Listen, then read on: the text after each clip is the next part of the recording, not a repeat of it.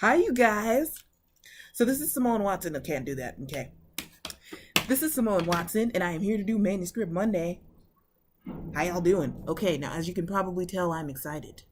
That's why I was dancing at the beginning of the video. I'm excited because last week was just from I don't know whether to call it last week. The past few days have just been really, really good for me in terms of writing progress and career progress and everything. So I have like kind of a list of stuff to talk about. Now I usually do a writing goals video on Monday, and I'm realizing now that I can kind of combine the two because as I'm talking about what I'm working on, I can also just talk about what my goals are for those things that I'm working on. So it makes sense, okay?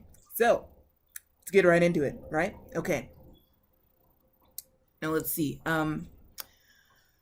Where to start? Okay, reading. So I didn't finish that book last week. I said that my goal was to finish the book. What's it called? Native Son by Richard Wright. I did not finish that. But I signed up for a beta reading project, and I had told myself I'm not going to do any more free beta reads until February. But then I got some little bit of scheduled space where I wasn't doing any edits. And I was like, well, yeah, I'll do this. I'm doing that beta read, and I'm reading it really fast. And it's good because I've gotten to the point recently where it's hard for me to read fast. So it was like, yes, I'm able to pick up my reading pace again. So that was really exciting. And so I've only got like a few chapters left in that, but I just started it a few days ago. So that's really exciting, but that's not the most exciting. I'm kind of going from like least to most, I think, sort of. I don't know. I don't know what order I'm going in, whatever. Another thing, you guys, Tethered has its first beta reader. I know. Somebody has agreed to beta read Tethered. I'm so excited. I'm excited. I'm really excited, you guys. It's like, okay, I hope you guys don't think I'm really weird for comparing writing to raising children because I've never had children. I don't, so I don't really know firsthand. Can I just adjust this real quick? Yeah. Oh, I forgot to show you guys I'm wearing my favorite shirt again. Kind of favorite shirt. Okay. I'm sorry. I hope you don't think that I'm like way too all over the place, but this is the one with the rectangle, see? Isn't that so cool? Okay. I'm gonna sit back down. I'm gonna just sit back down. Okay. What was I talking about? Yes, Tethered has its first beta reader. I was on the beta reader group and some stuff, and I was talking, and then, yeah, so that's really exciting. Okay, next. I've got the Infrared Chronicles, I've got Red Letter Law, I've got Furlough, and I've got Sliding Block. I'm going to talk about the ones that you guys are already familiar with first, and then I'll just go. Okay, so the Infrared Chronicles. Okay, now my goal was to completely finish outlining the year 2017 on the Infrared Chronicles in a detailed, specific way where I just looked at the time a few seconds ago and it said 318. I love the number 318, but okay, we're going to go forward here. What were we just talking about?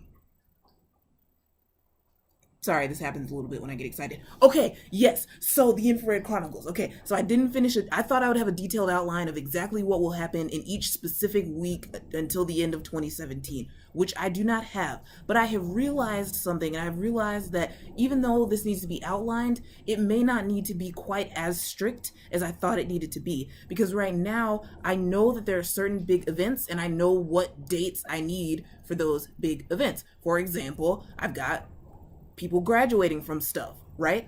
I've got my character Nancy graduating from college. I know what day she needs to graduate from college, and I know that she's got 3 episodes between now and then. So I can just think, okay, whatever stuff needs to happen before she graduates, I need to distribute it among these three episodes or chapters. So I hope that doesn't sound really weird, but the point is, I think the point is, even though I'm outlining, it doesn't have to be as detailed as I thought it had to be. And I've made great strides toward, an overall understanding of what needs to happen in 2017 and where certain events need to go. And it's huge progress. Huge progress has been made. And I am just like, whew, I'm just really, really glad for that. Okay. So the other thing is Red Letter Law, right? my first novel, the one that I've been editing and sending out to betas and etc. Red Letter Law has some new betas, which is exciting. I sent Red Letter Law to them, and then I told myself like I wasn't gonna edit it until they came back. But then today, on a whim, I added 3 more words. Just 3. It's not, it's not going to be a deal breaker or anything. I just don't want to edit it too much and then have them be making comments on a version that is no longer current. But at the same time, maybe that's something that you can do anyway, because if you just keep the old, I don't know. But for right now, that's just what's up. But I had a breakthrough when I was editing Red Letter Law last Thursday. I think it was last Thursday. See, the thing is, I need to be more detailed in my descriptions of setting, because my book takes place on Mars, okay? And, the world is there to be built. You got to build the world. You got to do some world building. And for me, that is not the easiest part of the writing process. When I did the first draft, I kind of gave like minimal descriptions of things. Like I didn't really say like the real descriptions. And so after getting the feedback from my first beta reader the beginning of January, on New Year's Day, I was like, oh, I need to go back and describe settings more. I need to work on the world building. But it felt like kind of like a really impossible task, or like not impossible, but a really difficult task. Like, oh no, how am I going to do this? How am I going to describe the settings? But you guys, on Thursday, I had an epiphany. I get to world build. Do you know what this means? This means I can describe the mall in the city of Marathon Valley on Mars. I can describe the mall. If I want the mall to be blue, it can be blue. If I want it to be green, it can be green, like the walls of the mall, you know what I'm saying? If I want the walls of the mall to be all glass and see-through, which is the way that I described it, they can be like that. And it's like, that's such a simple thing that's like, of course, Simone, you get to make decisions for your own book. But it's like, it didn't occur to me how much fun this could be. I thought that it was like a chore, like, oh, I have to add descriptions. Oh, no. But no, it's not like a chore. It's like you get to design a room, but in your mind. Okay? So there's no like budget. There's no design budget. How awesome is this, you guys? I'm just like, what? Like, I knew writing was fun, but this is like a new area of writing that gets to be fun. Like, I get to design these rooms. It's so exciting. And so there's another part where there's a mansion. And I never really described the mansion except to say that it was huge. That's it. Like, and you can tell there are stairs in there. And before I was like, how am I going to describe this mansion? I don't know what to do. And I realized I can go to a real estate website, find a house that I really like and that kind of looks the way that that mansion would look, and that maybe is in an area that looks like Mars. Like if there's like a dry, that sounds really stupid. I was going to say there's a dry part of California. How vague is that, you guys? But I'm saying there's a part of California that's kind of desert-ish that looks Martian enough. So if I get a place like that and then describe it, and I've seen a place like that already in the past, and I was like, if Red Letter Law becomes a movie, we should film it there. And I'm like, dude, I just take that house, I describe it. I don't think that would be against any laws or considered plagiarism or anything. Like, I don't know. I'm pretty sure that, no, that should be fine. So I just describe that house, or I take that house and I make some changes to it, because again, it's like me having my own design studio in my mind with no budget. Winning, you guys. This is a win. Okay. Next thing. So I talked about the Infrared Chronicles. I talked about Red Letter Law. In my other things that are not writing, I'm just going to very briefly touch on this. Well, things that are not these things. You know what? I'm not going to talk about it too much, but I'm just going to say I think that the editing business, I'm getting more and more into the editing business, and I think that it's something that will be good for me. I think that it's something that will work out well.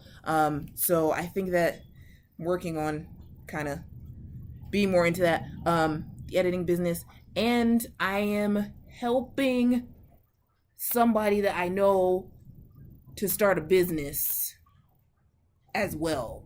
and it's a business that has to do with books. So I will tell you guys whenever that is at a point where like I know that I can talk about it in detail, I will get on here and I will talk about it in detail, okay? But that is really, really exciting. That's something that I'm doing, and it's just fun and amazing and exciting, and I just love it, okay? So, yeah, to help my friend with that startup, okay? And finally, oh, not finally, but yeah, there's another writing project that I might be partnering with somebody on, so that I'm pretty sure I'm partnering with somebody on, so that's really exciting. Okay. And, okay, so here's the stuff that is like the really unexpected stuff that came out of left field, you guys. Okay, so 2 writing projects that I have not talked about a whole lot here. Sliding Block, which is a working title, and Furlough. Okay, so, okay, I'm sorry, I don't mean to look all scary. Okay, so Furlough is Furlough is the novel that I started November 1st. As it was planned to be my NaNoWriMo, like my main squeeze, like NaNoWriMo novel. That sounds really weird, but my main NaNoWriMo novel, that was what it was planned to be. But then I ended up switching projects.